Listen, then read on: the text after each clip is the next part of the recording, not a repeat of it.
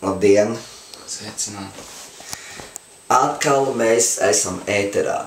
Un atkal mums ir liels prieks, ka Dievs mums ir iedevis tādu iespēju būt šeit ēterā. Un mēs joprojām darbojamies, un ka Dieva žēlastības laiks vēl nav beidzies. Un viņš joprojām ir. Un ja Dieva žēlastības laiks vēl nav beidzies, tas nozīmē, ka arī jums vēl ir iespēja un izredzes glābties. Kļūt vislaimīgākiem cilvēkiem pasaulē, kā teikt, jāsaka arī. Tā kā priecājieties tajā kungā vienmēr. Viss ir kārtībā, dzīve ir brīnišķīga un nav pilnīgi nekāda problēma. Viss ir kārtībā. Daudz varētu teikt, kā nav pilnīgi nekāda problēma. Kā nav pilnīgi brāli? Tu apskaties, kas notiek apkārt. Kā nav pilnīgi nekāda problēma. Bet labi. Bet apskatīsimies, kas ir rakstīts svētajos rakstos. Svētajos rakstos ir rakstīta tāda lieta. Tas bija pirmā atklāsme, ko es saņēmu, kad es nācu pie Kristus. Es agrāk pirms Kristus visu laiku man bija ļoti daudz problēmu visādi. Es visu laiku domāju, kam tās problēmas varētu uzkabināt virsū. Un neviens negribēja tās manas problēmas risināt, jo saprotiet, viņiem pašiem bija problēmas, ko risināt. Un ar manām problēmām viņiem galīgi negribējās saistīties. Un tad es darīju tās nekrietnas darbības, protams, tiem tautiešiem. Viņus mānīju, krāpu, viņus kaut ko darīju tiem tautiešiem. Bet tad, kad es pieņēmu Jēzu Kristu kā savu glābēju, kā jūs saprotiet, daudz no jums ir pieņēmuši, bet atļaujiet mācītāji, ļoti jau brīnišķīgi paspriest Jēzum roku, iepazīties ar viņu, bet neiet tālāk. Bet redziet, kas pa lietu, ja es būtu iepazinies ar Jēzu un nebūtu sācis studēt Dieva vārdu, es nebūtu atradis brīnišķīgu vienu lietu, kas tur ir iekšā. Un pašā pat sākumā, jaunajā derībā, ir rakstīts, metiet visu savu zūdīšanos uz manīm. Ņemiet manu nastu, jo mana nasta ir viegla un patīkama. Jūs uzturat momentu. Metiet visu savu zūdīšanos, varētu teikt, visas savas problēmas. Par ko mēs zūdamies? Mēs zūdamies par to, ka mums ir problēmas. Mēs kurnam, mēs esam problēmās, tā ir zūdīšanās.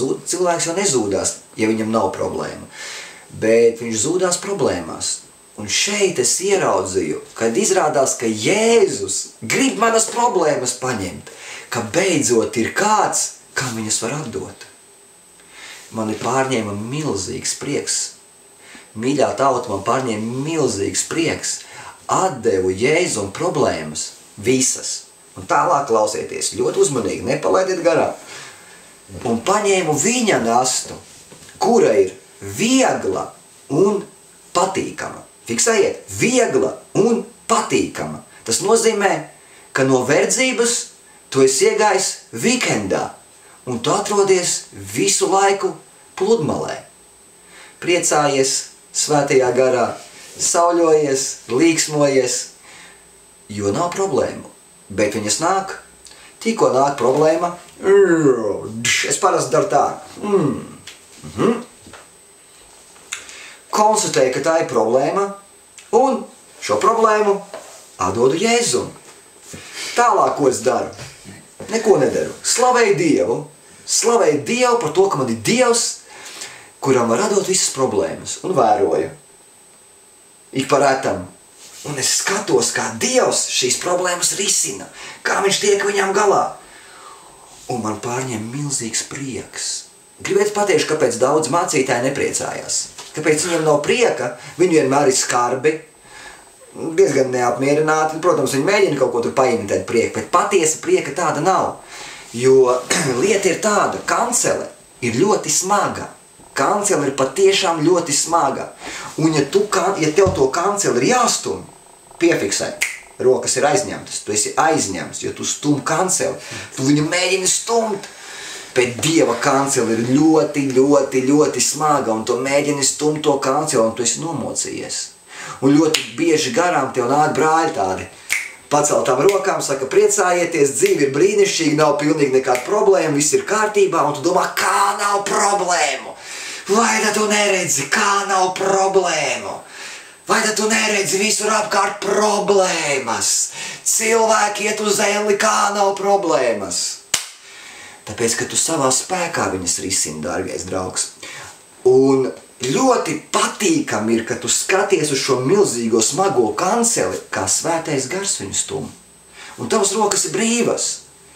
Tev nav piepūles, tu priecājies, jo svētais gars dara to.